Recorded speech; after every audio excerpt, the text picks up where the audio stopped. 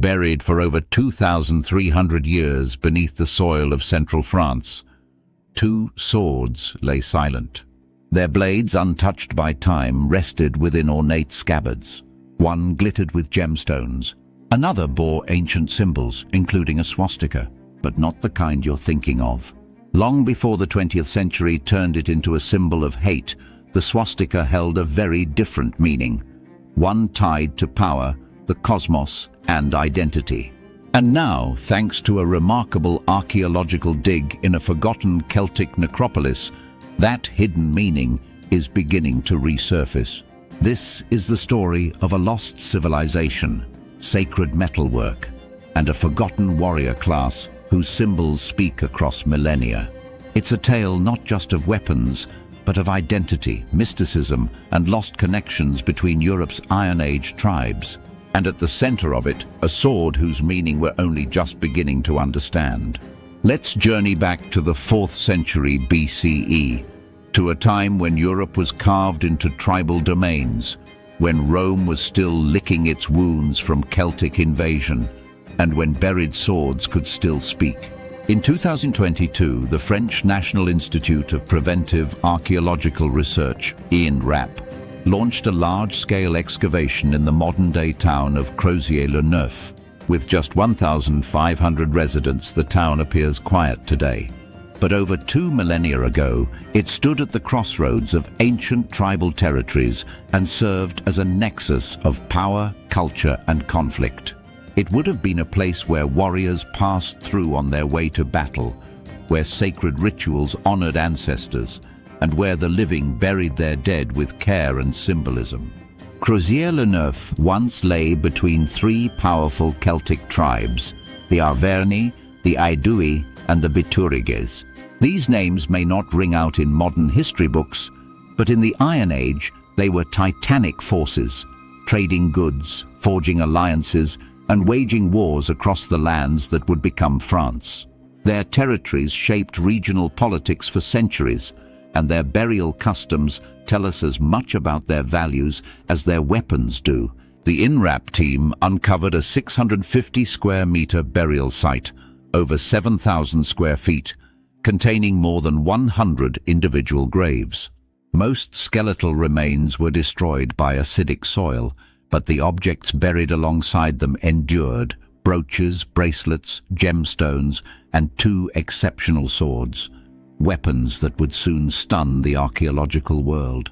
These objects opened a portal to a forgotten past, one not ruled by written history, but by metal, artistry, and ritual.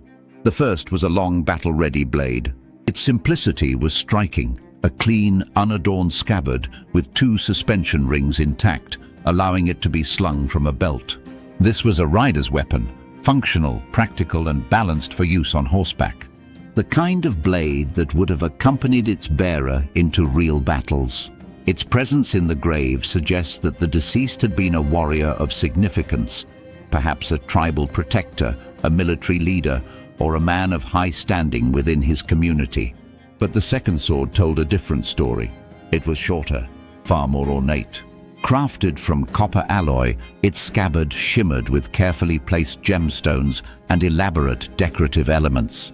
The finish was deliberate, intricate, and unmistakably ceremonial. And on its surface were 2 swastikas, not crude but meticulously designed. These weren't signs of hatred or conquest. They were sacred. They were symbols of cosmology and continuity. And they were deeply Celtic. This sword was more than a blade. It was an identity forged in metal. It was likely never meant to taste battle. Instead, it served as a marker of status, of spiritual alignment, or possibly of command. Weapons like this are rare in Iron Age Europe, and their messages, though silent, are profound. The swastika has become one of the most controversial symbols of the modern age. Its appropriation by Nazi Germany forever altered its public perception. But long before that, it was one of the oldest symbols in human history, with examples appearing as early as 7,000 years ago in Neolithic Europe, India, and Mesopotamia. From India to Greece, from the steppes of Central Asia to the shores of the Atlantic, The swastika was a cross-cultural icon representing cycles, rebirth, solar motion, and eternity. It likely symbolized good fortune or cosmic harmony.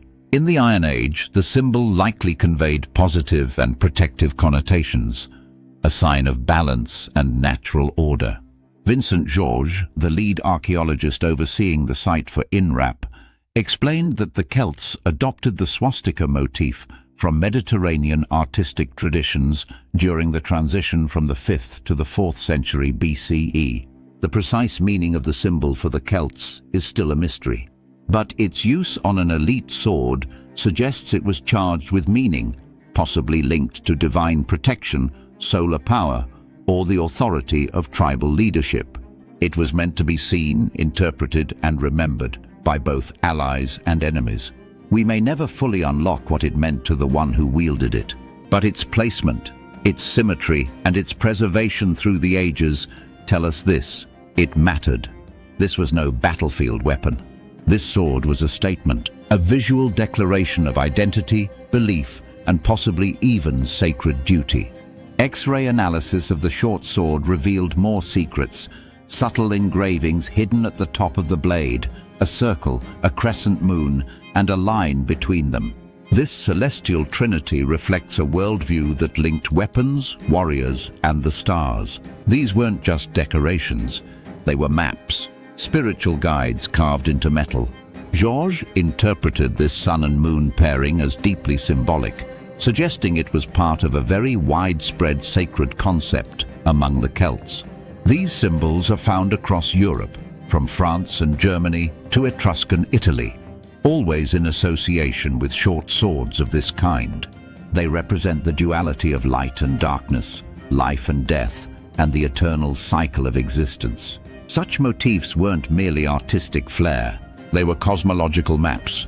To bury a man with this sword was to send him into eternity under the gaze of celestial guardians, a passage through death guided by the eternal sky. The sword wasn't just protection in this world, it was an offering for the next. Zooming out, the necropolis itself is a treasure trove of cultural information. Nearly half the graves included copper alloy jewelry, bracelets, pendants, and brooches. One brooch featured a highly polished gem set into a disc made of gilded silver and decorated with repoussé, a method of hammering from behind to raise designs on the front. Another brooch bore a chelly, eye-like circles thought to provide spiritual insight or ward off malevolent forces. This motif was particularly popular among Celtic craftsmen in the 5th and 4th centuries BCE and is found across burial sites in mainland Europe. These artifacts show a culture deeply invested in symbolism, where every item, from weapons to ornaments, conveyed social status, spiritual belief, and clan identity. This wasn't just decoration, it was communication. Each artifact was a message, encoded in metal and stone, meant to outlast death itself. The necropolis was not a field of bones. It was a library, and each burial a chapter in a story that had waited millennia to be read. Most of the graves were devoid of skeletal remains, but one stood apart, a cremation burial accompanied by a decorated funerary vase. This burial contained bands of painted and punched designs, a completely different ritual style from the others. The presence of cremation suggests cultural fluidity, or perhaps older beliefs still respected even as burial customs evolved. Was this individual of a different background? A shaman, a spiritual leader, or someone who adhered to older customs during a time of cultural transition? Whatever the case, the cremation and its artistic artifacts add further depth to the picture of a community rich in ritual diversity. Even in death, individuality and identity were honored. Georges dates the ceremonial sword to the early 4th century BCE, roughly contemporaneous with one of the most dramatic moments in Celtic history, the sacking of Rome in 387 BCE. After defeating the Roman army at the Battle of the Allia, a group of Celtic warriors marched on the city and demanded ransom for its release. While we can't say whether this sword was used by a warrior from that campaign, It was certainly forged during that volatile era. It may have been wielded by someone who witnessed or even participated in one of Europe's defining military confrontations. The Celts of that era weren't faceless barbarians. They were engineers, spiritual leaders, metallurgists, and military tacticians. This sword, buried with ritual care, is part of that legacy, one that reveals a Europe far richer and more interconnected than we often imagine. Today, the swords have yet to go on public display, but when they do, they'll force a reckoning with how we view the past, how we interpret symbols, and how history can be misunderstood when we forget to ask the right questions. The sword with the swastikas isn't a symbol of hate. It's a symbol of power, faith, and cosmic order, one that connected a warrior not just to his tribe, but to the universe. It speaks not of destruction, but of belief, not of war, but of meaning. So next time you see a swastika etched into stone or metal from thousands of years ago, don't look away. Look closer. It might just be telling a very different story, one of power, belief, and a civilization speaking from the grave.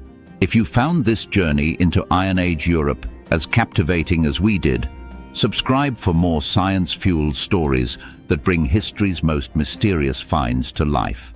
Because the past isn't buried. It's waiting to be heard.